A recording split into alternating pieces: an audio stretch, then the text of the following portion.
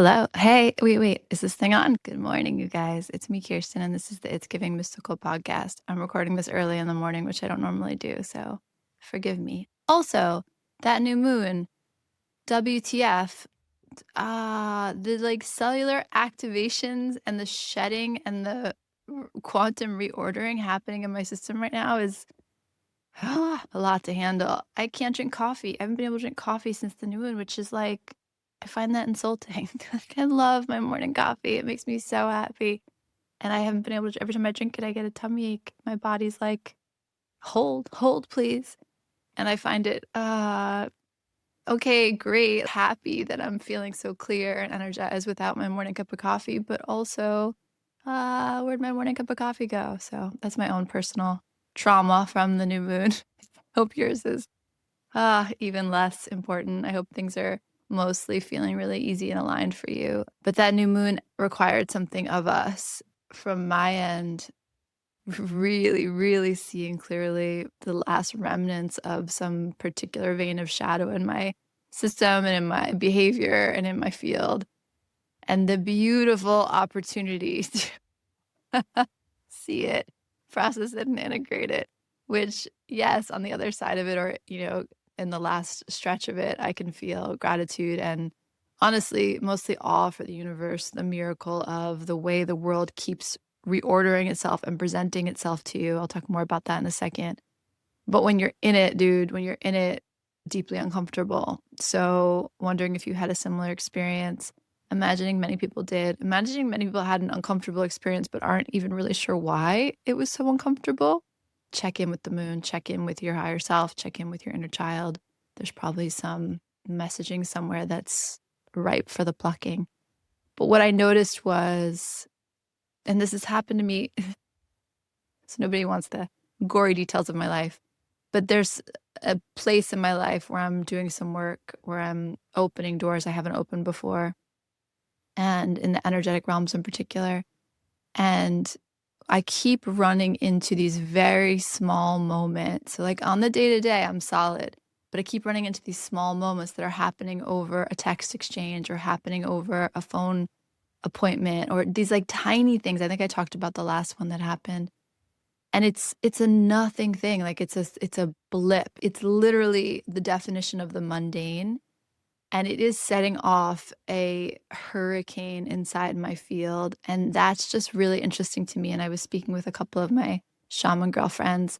And just this idea that even the most mundane thing is a portal into something extraordinary, is a portal into your medicine and your power and your fullest expression. So don't knock the small disruptions that throw you way off. Things don't trigger us. Mundane things don't trigger us unless they are trying to reveal something so big to us, so powerful. And sometimes you need the tiny door, the tiny mundane door to walk through so that you're able to actually get the right angle on the shadow, get the right angle on the contraction. Because if I were just to tell you about the contraction or we were talking about it consciously, you'd be like, okay, got it, check.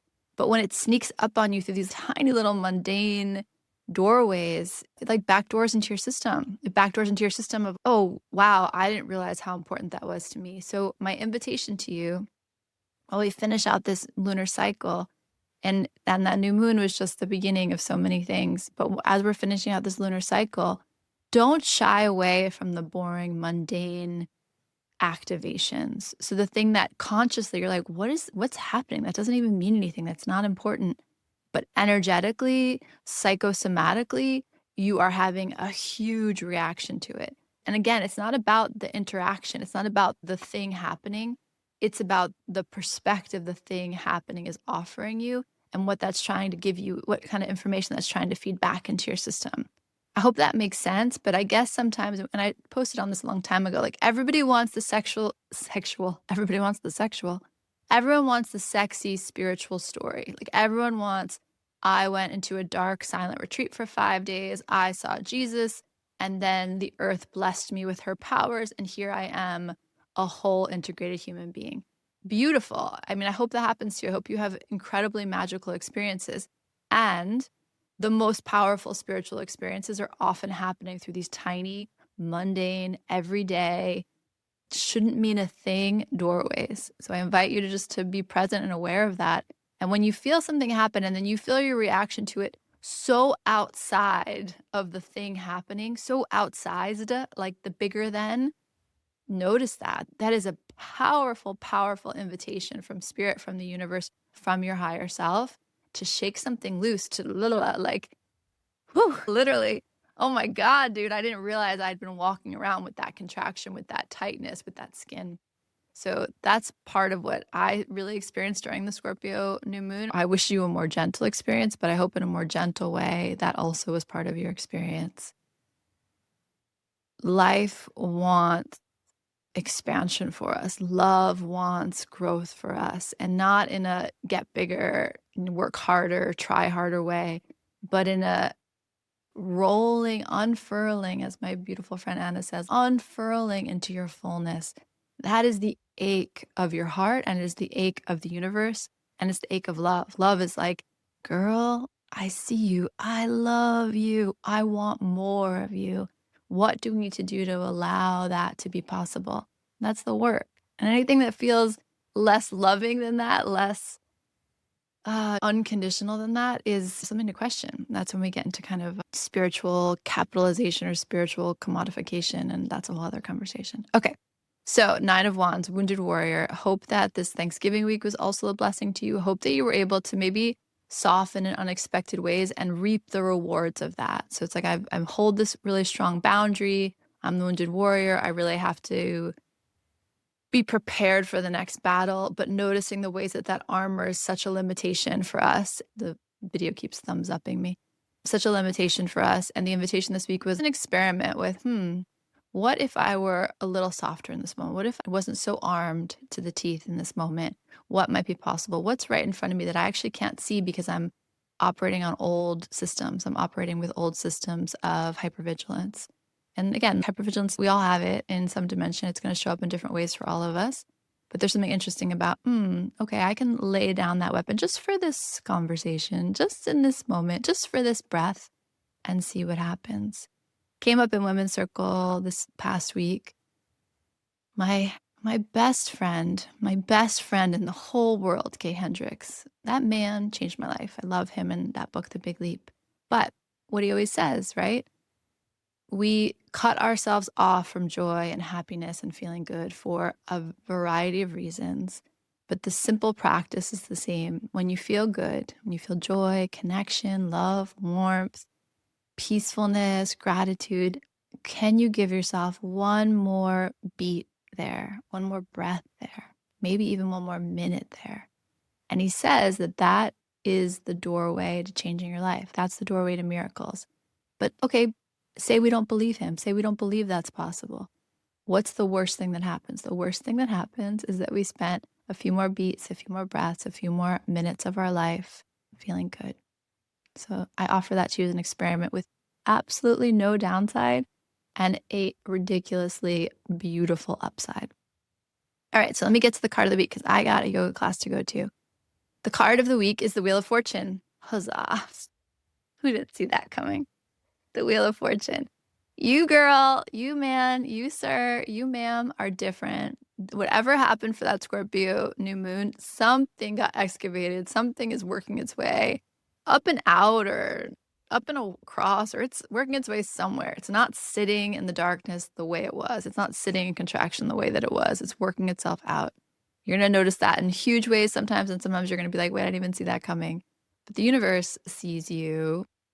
The fates see you, life sees you. And so the Wheel of Fortune is something is going to shift. The wheels are going to turn. Things are going to take on an unexpected encounter or discovery or conversation or idea or collaboration or expansion. Something about the universe is going to surprise you and bless you. The Wheel of Fortune is always a blessing. 10.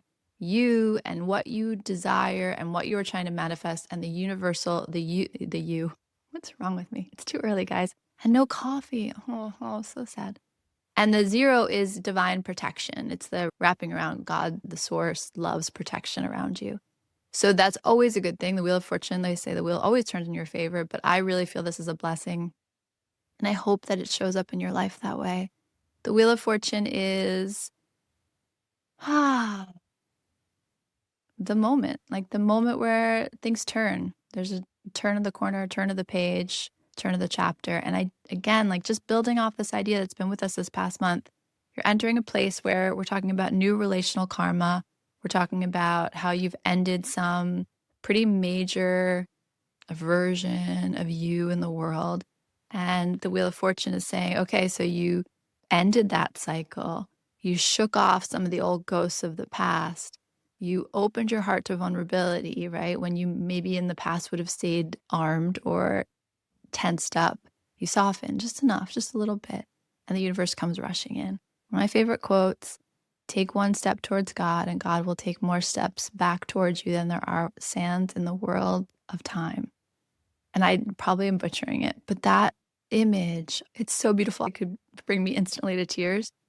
But this idea of I open my heart just a little, I take one step towards God, I take one step towards love, and God, love, source, it just comes rushing back at you. Like in innumerable, infinite ways, it comes rushing back at you. It's so beautiful. And I feel that here on the card with us. So maybe you just need a win. Maybe you just need a win this week, and the universe is like, I got you, baby. I got you.